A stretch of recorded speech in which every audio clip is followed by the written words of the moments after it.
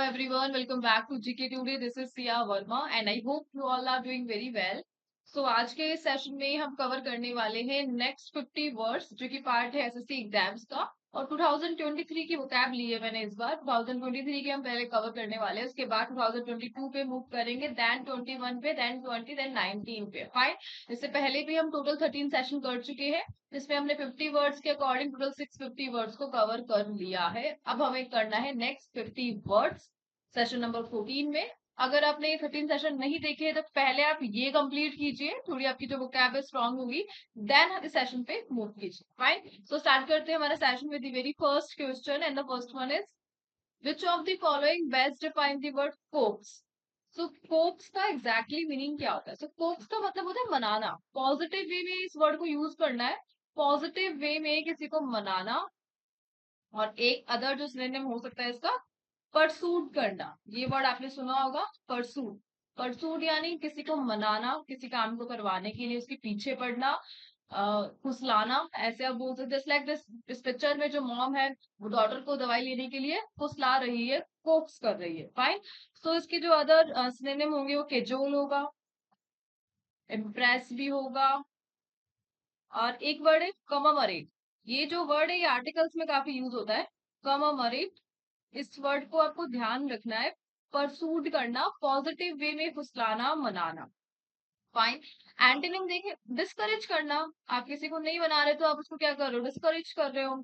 Daughter करना, hinder करना, ये इसका एक एंटोनिम होगा। इसके अलावा डिस्यूड करना, डिस्यूड भी इसका क्या है? एक एंटोनिम। तो देखिए, डिस्यूड ये तो एंटोनिम है, डिस्करेज ये भी एंटोनिम है, डेटर ये भी एंटोनिम है। सो लूर, सो लूर का सेंस क्या है? परस्यूट करना, किजोल करना, इम्प्रेस करना, कममरेट करना, कोक्स करना, यानी फुसलाना, मनाना। फाइन, तो इस इमेज से आपको ध्यान रखना है, जो मदर है वो डॉटर क्या कर रही है? कोक्स कर रही है। एग्जाम्पल देखते हैं, the teacher use praise and encouragement to coax the shy student into participating in class discussion. So teacher क्या यूज करते हैं? प्रेज यूज करते हैं, encouragement करते हैं, ताकि वो शायद स्टूडेंट को क्या कर सके? कोक्स कर सके, पॉजिटिव वे में उन पर प्रेशर डाल सके ताकि वो क्लास डिस्कशन में पार्टिसिपेट कर सके। Fine, so simply you have to remember the meaning of the word coax in the sense of lure, cajole, impress, pursue. Fine. Let's move to the next one.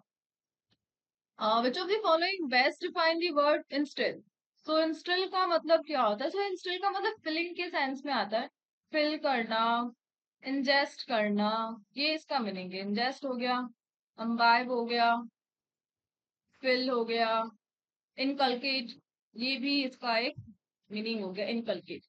So filling के sense में आप ये word use करेंगे।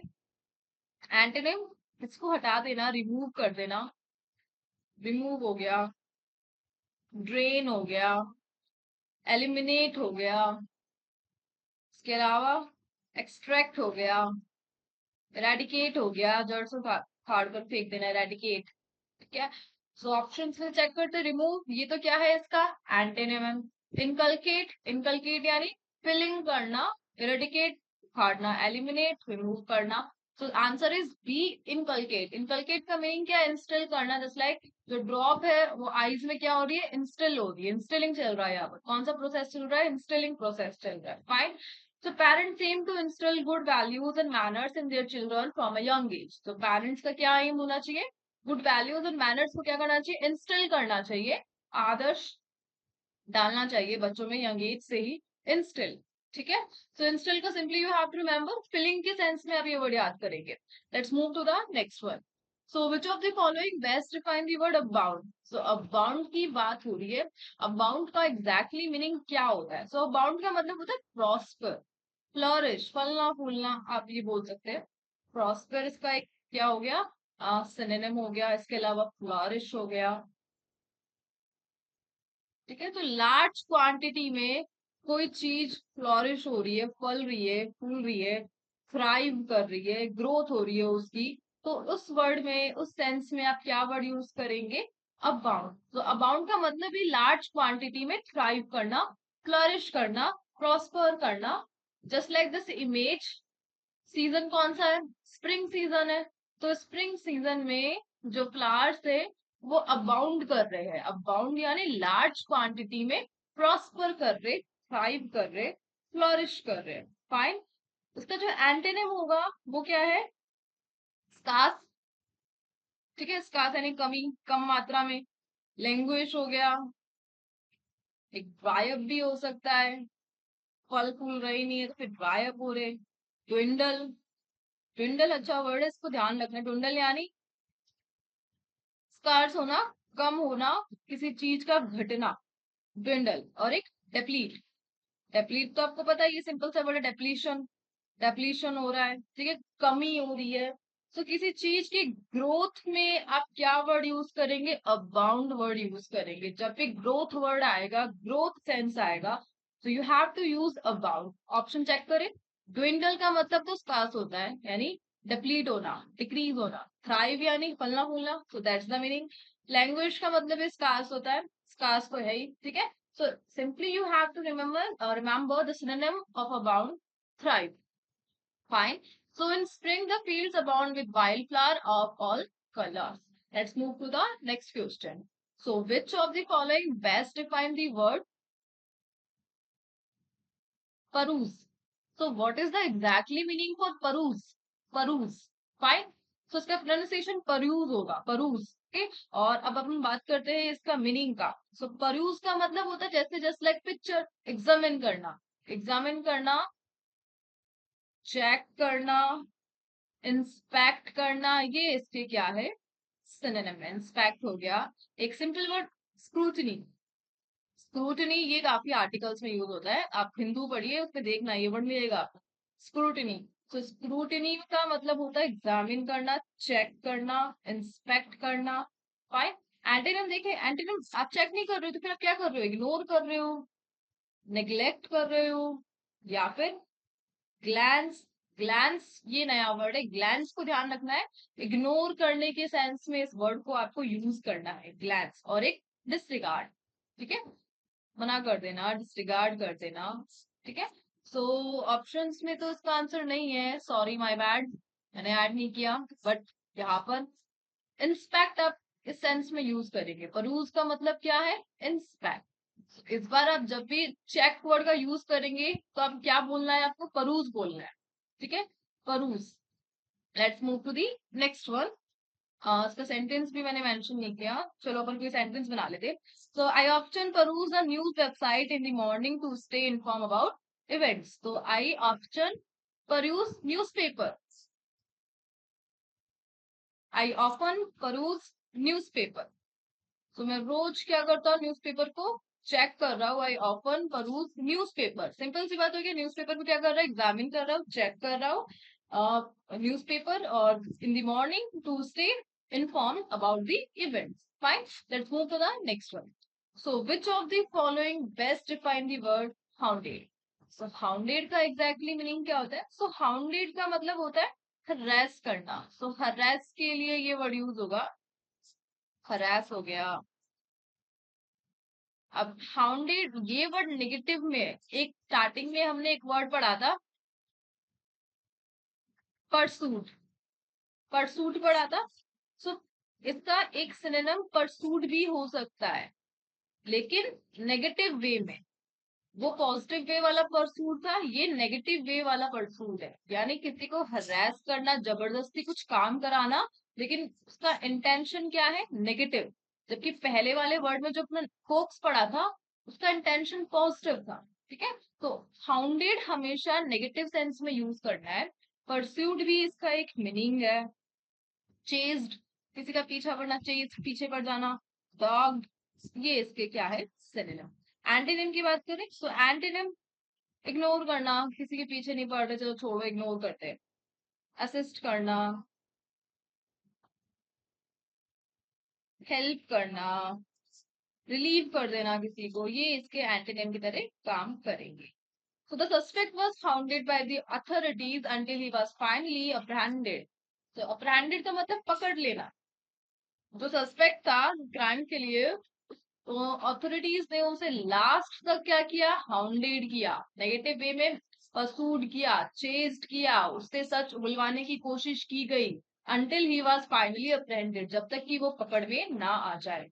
Fine. सो ये इसका meaning हो गया। Let's move to the next one. तो ऑप्शंस में यहाँ पे भी नहीं है, कुछ टाइपिंग मिस्टेक हो गई है।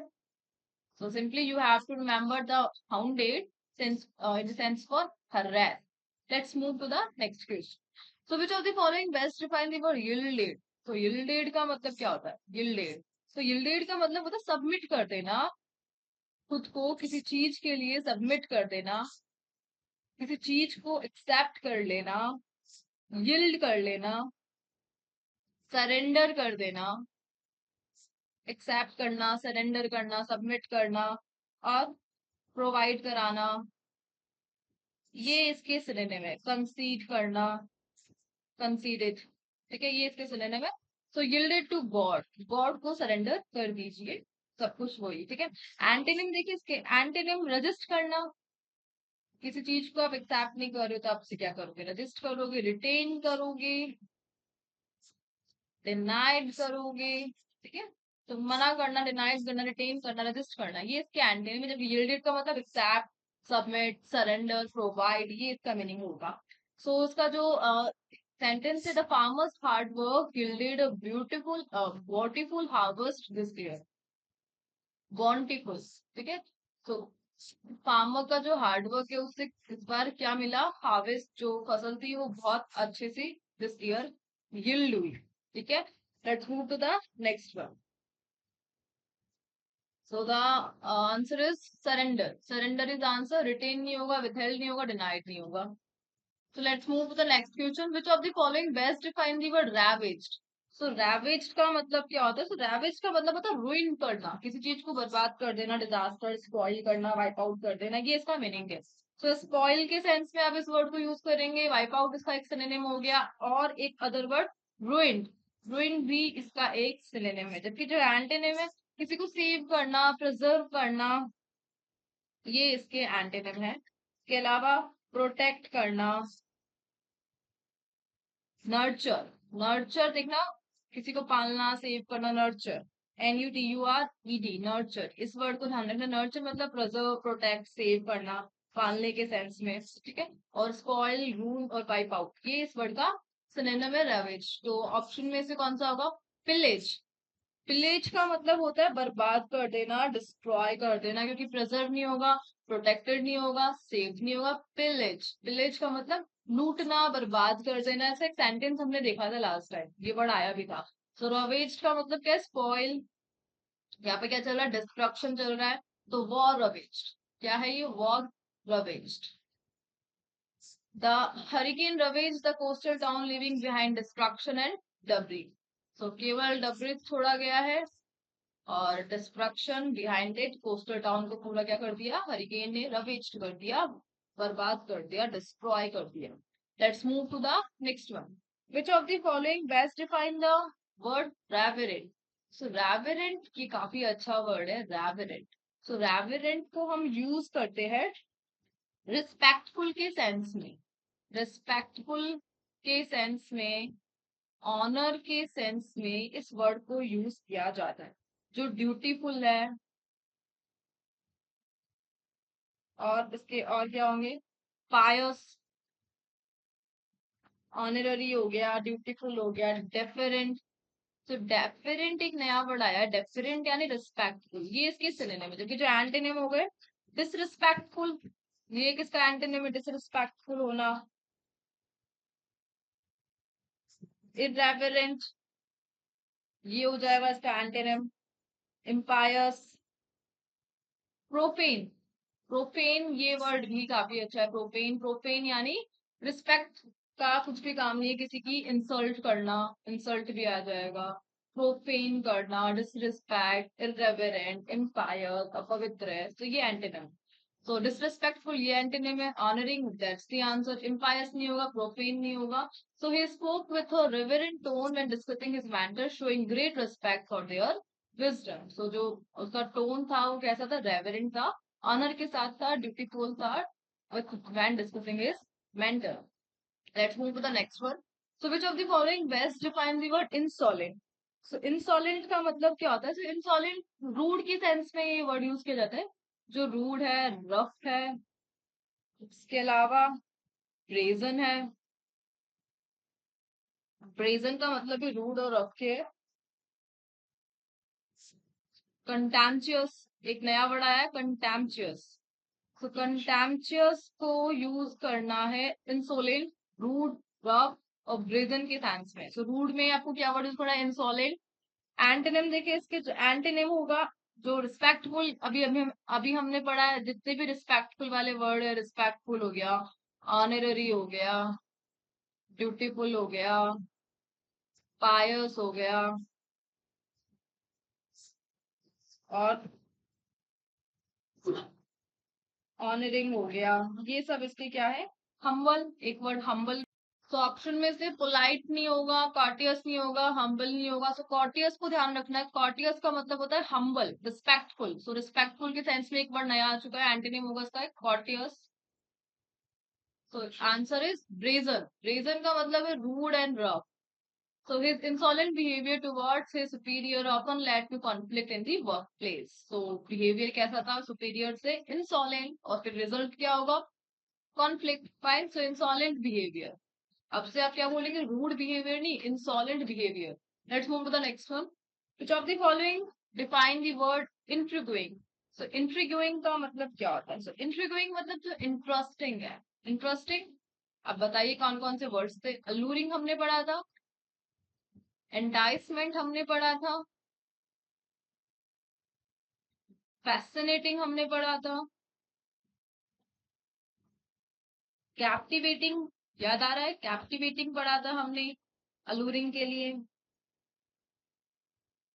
इंटरेस्टिंग, और एक वर्ड था प्रोवोकेटिव।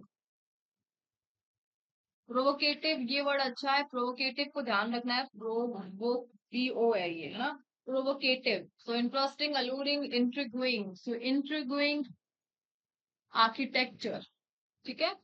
एंटोनिम जो रिपल्सिव है, बोरिंग है, डल है, कैप्टिवेटिंग है, ये सब इसके क्या है? एंटोनिम। ग्रीन है, अनइंटरेस्टिंग है, मुंडेन, एक नया वर्ड आया है मुंडेन। मुंडेन का मतलब बोरिंग है जो, और एक repellent. So the novel had an intriguing plot that kept readers guessing until the very end. So novel का जो प्लॉट था वो कैसा था? काफी इंटरेस्टिंग था, रीडर्स लास्ट तक बने रहे गैस करते हुए। सो इंट्रिगुइंग का ऑप्शन बोरिंग नहीं होगा, मंडेन नहीं होगा, अलूरिंग इज द आंसर, रिपेलेंट भी नहीं होगा। फाइन। सो इसी के साथ ये हमारा सेशन आज एंड होता है। ये जो वर्ड हमने आज डिस्कस किए हैं, इनके आंसर आपको कमेंट बॉक्स में करने हैं। प्लीज कीजिए, आपके कॉपरेशन के साथ ही मैं सीरीज को आगे तक चला पाऊंगी। आपका सपोर्ट मिलेगा और अच्छा मोटिवेट होंगी मैं, और अच्छे वर्ड्स के साथ इस सेशन को हम कंटिन्यू करते रहेंगे। फाइन। तो मिलते हैं नेक्स्ट सेशन के साथ। Till then take care and please do revision.